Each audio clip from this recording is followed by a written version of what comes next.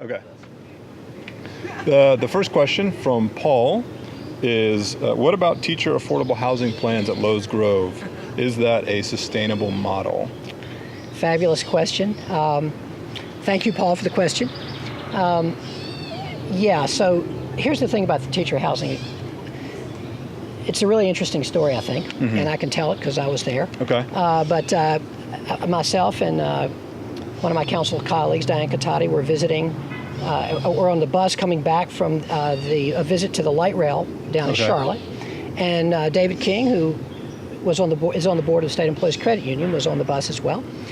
And he told us about some affordable housing they're doing. The State Employees Credit Union, which he's on the board of, was doing for some rural areas where there wasn't any housing for new teachers, any rental housing. A lot of these small communities have very little rental housing at all. Okay. And he was asking us, well, would Durham be interested in? And the answer is absolutely. I mean, think about it. Our teachers are people who have a hard time on the salaries that they're making, affording housing in Durham. Right. And it would be wonderful as a recruitment tool for Durham Public Schools if we could have housing that was below market rate for these young teachers to live in. Right. And so it was a great idea. So actually, when we came back, I got together with a couple of, Mike Lee from the school board, the superintendent, and then brought in a group called CASA, who's a wonderful affordable housing developer. They have done some incredible things in Durham. And the group got together, met a few times, and what's happened, cut to the chase, is the school board has voted to donate the land near Lowe's Grove School. Okay. CASA will be managing the land and the state managing the housing, owning it and managing it, and the State Employees Credit Union will be giving a zero interest loan for this to work out. So they'll be building 24 units of housing for rental housing for first, second, third year teachers from Durham Public Schools only. They'll be near a school that they can walk to or near a couple of others they can drive to in an awesome location right at the corner of 54 and 55. And it'll be below market rate housing in a community of teachers. It's going to be fantastic. The question is it replicable?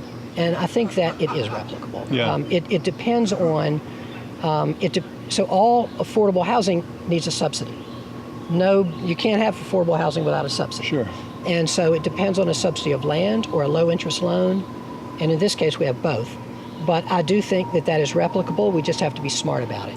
Right. And I think if it works for these 24 units in the school system in particular has other land near other schools that might work for. So it's a great question, and I think we can do more of it, and I'm very excited about this. And it sounds like having partners that are invested in the project really makes a big difference too. Tremendous. To be able to do private-public partnerships in that way. To provide subsidies or the interest loans that again make this whole project work. So that's good to hear, and I'm interested to see, and I'm sure a lot of people are about how we will be able to replicate it in the future. Well, what we need to do is make these 24 units work first, and that hasn't. The land hasn't been transferred yet. I mean, they're a little way to go here, but I'm really, really excited about it. Good. All right, question 2. Oh, this is a good one. What do you think of Preservation Durham's Preservation Equity Program? Yeah. So that's a great question. And with this question came a little video about Preservation Durham's equity program. And we can link to all that stuff, so you guys will get that information. Great. And what I would say is, just to explain it to folks, what it is that Self-Help Credit Union, which is such an incredible asset that we have in Durham that most communities don't have. Such an amazing community development bank, essentially, for so much we're doing. And so Self-Help has teamed up with Preservation Durham, and Preservation Durham is providing so if you're a low-income homeowner in a historic house, and you want to stay in your house, it's expensive to fix it up, and it's really expensive to fix it up to historic preservation standards. So what historic preservation has done is it says we will give you we will give you our expertise in terms of materials and all that kind of stuff, and Self-Help will give you a very low interest loan to help you do it. So this furthers. I think we all know that one of the reasons that Durham is so popular for so many people that want to live here is because we have these beautiful old historic structures. Sure. And instead of, knocking it down and building something else or having to sell it to some, developer that's kind of come in and build something shiny, to be able to, for a family to stay in its home and to have it be a historic preservation asset is fabulous. Right. I think it's a great program. It's not going to be a program that operates on a mass scale. So it's wonderful. But again, I want everybody to think, keep in mind, I'm going to go back to the Durham Housing Authority for a second. Yeah. Whatever we do in these other areas, if the Durham Housing Authority doesn't succeed in the 12,000 people it supports, nothing else matters. So, but this is a great program, and historic preservation is crucially important. And I think it's wonderful that these two, the Preservation Durham and Self-Help are collaborating on it. Mm-hmm. Yeah. Great. All right, question 3. How do we avoid a sorted out city that pushes people to increasingly homogeneous spaces? And we talked about this a little bit, but it's definitely a topic worth revisiting. How do we prevent these homogeneous spaces? Like they said, it sounds like the Lowe's Grove teachers community, things like that can work in smaller capacities, but really on a much bigger scale. How can we avoid having homogeneous spaces or homogeneous neighborhoods? Yeah, it's really hard. But again, I go back to the idea of creating mixed-use communities on the public land that we do have. And also, so all throughout Durham is what's called in housing lingo, naturally occurring affordable housing. Okay? So in other words, it's not subsidized, but it's not expensive. And as opposed to San Francisco or Brooklyn, where, Abe lives. Sure. And where a lot of people are coming from. And they come here for the quality of life, but also because it's not as expensive. Sure. Right? And those folks want to live here because of that. But those folks coming in here are actually raising the prices of everything. Right. It's an irony. Yeah. Right? We're all against gentrification, but people moving into these neighborhoods are gentrifying. Right. It's a reality. Right. And so, but this naturally occurring affordable housing, we need to do everything we can to keep it affordable. And so I will just tell you, there's a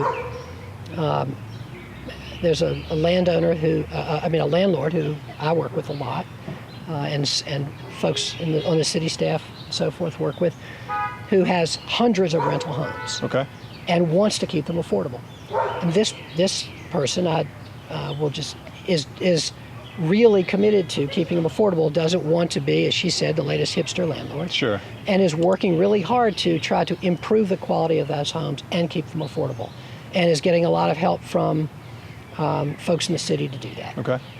Not all landlords are doing that, but we need more of that. So that's one thing.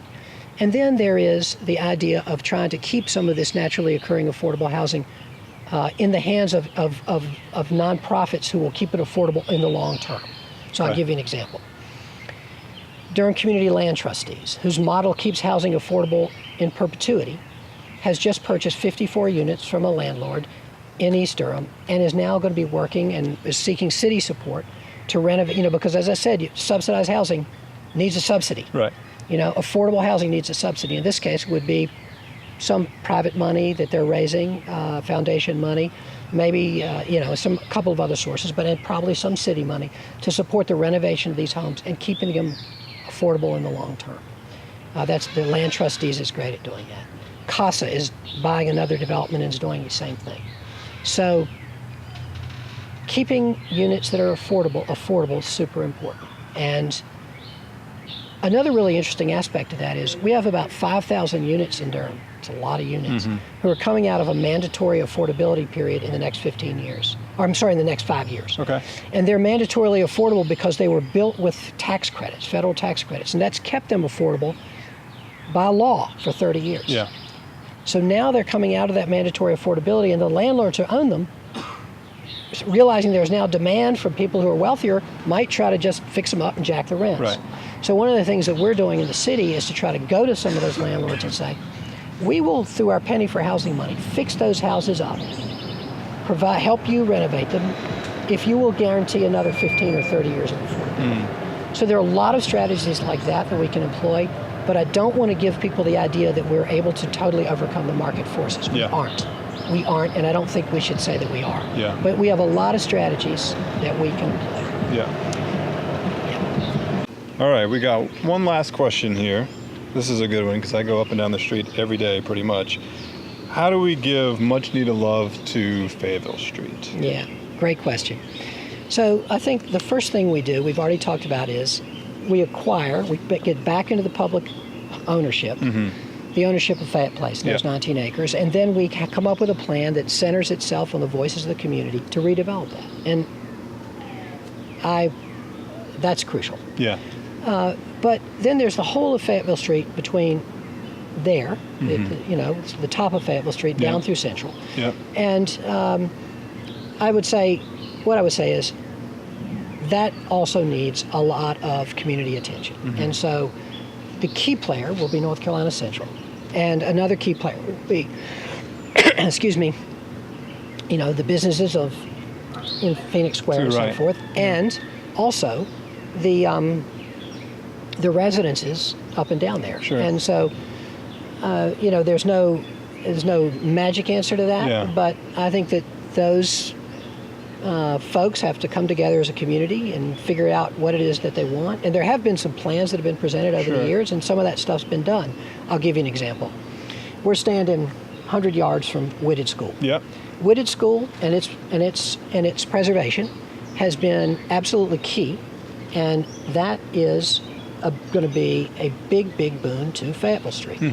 And so what that is, it's a historically black high school, and then middle school, and it was shut down for a long time. Operation Breakthrough used to operate out of there, but for a long time, most of the school was just shuttered. A wonderful person named Coach D used to run a kind of alternative school out of there for kids who were really in trouble. But it has been a place that really needed some love, as the person in the question is. Yeah. So the county mostly and the city schools, with the cities pitched in quite a chunk of change too, but the county especially, and there's some federal tax credit dollars in there, which we applied for and received, and that has renovated that building into. I've toured it recently. It's fabulous. It's beautiful, and it will be a preschool, which Durham Public School of 144 kids in there, and it will be 79 units of subsidized senior housing. So it'll be 50 of the units will be subsidized by Housing Choice Vouchers from Durham Housing Authority, and 29 will be subsidized through another program. So you'll have low-income seniors living there. They are gorgeous. It's fabulous housing, and so one of the things we can do is and think about what we've done leading up to Fayetteville Street in terms of South Side. Right. The investment there has been amazing, and so there's a lot of public investment that's already gone in at the top of Fayetteville Street, and we need to keep working on that. Yeah. In the long run, I think one of the big keys is going to be the light rail. It's not going to be on Fayetteville Street. It's going to be on Austin Avenue. It's going to be a long block away, and this will be another enormous public investment. And so I think that we need to publicly invest in things like that. There are, but then we also need to think about Fayetteville Street and the right kind of neighborhood plan for it, which Central and the businesses and the neighbors get together and figure out. Right. So. Yeah, and then there are things that take time. As quickly as it's felt like Whitted School has been redeveloped, that's been a years-long project that has kept me up at night. Maybe cut out our power a couple of times as well. Right, I'm sure. But I'm willing to do it for the public good. Yeah, so, thank you, Justin. I'm here. You're here for us. Yeah, but those those things, they take time, and long term will be when we can really assess whether or not these things are a success. And you need all the pieces. You can't just have Whitted. You can't just have Southside. You can't just have the redevelopment of Fayette Place. Yeah. There really has to be a holistic improvement to really see change that matters. Yeah. So, and one of the things I like about Whitted, Whitted is going to spur private development, as Southside already has, and so the home ownership in Southside in certain ways has been wonderful, but in certain that the city did with self-help and so forth, but in some ways it's been problematic because instead of getting the a racially diverse neighborhood, it's not very racially diverse, and instead of getting an economically diverse neighborhood, which we thought we were, a lot of the people who qualified for these homes were, people who were graduate students or that kind of Sure. thing. And so, not to knock them, they qualify for the homes, it's not their fault. Right. But we need to make sure when we're doing, when we're using public money to leverage these things, that we're helping the people we want to help. Right. Whitted's a great example. The 79 people that are going to be living there are people that are on housing choice vouchers and are truly low income. The one other thing I want to talk about a little bit before we sign off today is homelessness. Because we've been talking about people all along the income spectrum. Sure. You talk about people who are going to be buying affordable homes through Habitat. We haven't mentioned that, but so that's one end of the spectrum. Right. And then teachers who need workforce housing, who need below market housing, below market rate housing, but have an income. Sure. Every year in Durham we have what's called a point in time count, and it's done all over the country. I do it every year. I'm actually a team captain of a little team that goes every year now, and we go out in the middle of a night in January, on usually a cold night, and we under the auspices of our city community development department, and with the help of the people in this city who work with homeless people every day, and we go out and we find and count all the homeless people, and at the time we also offer them to come in, of course, which many don't want to do because they maybe have been in the shelter before and don't want to do it anymore, but what we do is, and we also count all the people in the shelters. And in Durham, this past year, I can't remember the exact number, but something like 700 people are homeless on any given day in Durham. And over the year, 3,000 people cycle in and out of homelessness. The good news in Durham is we do a much better job of sheltering people than most communities. Very few people in Durham are outside. Okay. So last year, I can't remember this year's number, but it was something like 55 people are outside. Too many. Sure. But one of the things that we've done this year that I think we can all be proud of in Durham is we've ended veterans' homelessness. Veterans, and what I mean by ending veterans' homelessness is, it's not that no veteran ever becomes homeless in Durham, but if they do become homeless, we house them within 30 days. We rehouse them within 30 days. And that's been done by a tremendous amount of hard work by our city community development department, that staff, by our nonprofits. But the main thing is this. Housing veterans is one of the few things that there's enough money from Washington to help do. If we had the money from Washington to house all of our people who are living outside, to build them permanent supportive housing, we could do it. There's enough money coming from Washington in terms of vouchers to help us house all our homeless veterans. It's been hard to find them places, but we've done it. Yeah. If we had that same money in terms of vouchers to provide housing for all of our homeless residents, we could do that too. So the cuts from Washington have been terrible, but the one thing they'll fund is veterans. Yeah. And so that's really helped us. But a lot of our nonprofits have stepped up. CASA, on the corner of Guest Road and Sedgefield, are the Denson Apartments. 24 beautiful units for formerly homeless veterans with social services provided and through the VA. And so these are wonderful partnerships, and we need more of them. So there's a huge amount of work on affordable housing going on in Durham. Everything from the lowest end of the spectrum, people who are homeless, all the way up to workforce housing, to people who are in the home ownership pipeline with Habitat. We haven't talked about Habitat, but they do an amazing job here. An amazing job. Housing could be 2 or 3 episodes. It could be. It could be. So anyway, I know I've probably totally wonked out on this. Well, this is your thing. I work on it every day. I know this, and housing, and it's really important, especially as Durham changes. Having places for people to live comfortably, to be able to then go out and take on these new jobs that are coming to Durham. Yeah. Especially for the people that do live here, is an important step as Durham tries to grow and continue to gain all of these fabulous accolades. It'd be great to have a couple more in the housing department as well. So thank you to everybody that submitted a question. This has been another episode of Town Hall. You can find this all on clarioncontentmedia.com. Check us out on Facebook, on Twitter, on Instagram. Please continue to submit more questions. We really enjoy having the community participate in this great conversation. I do what I can to represent, but everybody's voices should be represented in this conversation. So please continue to send those in. You can do it on social media. You can do it via email. Please, again, continue to submit those questions. Steve, this has been great. Justin. I appreciate you hanging out in our neighborhood. Awesome neighborhood. Here, over on the south side of Durham. Justin's house, just behind us. Yeah.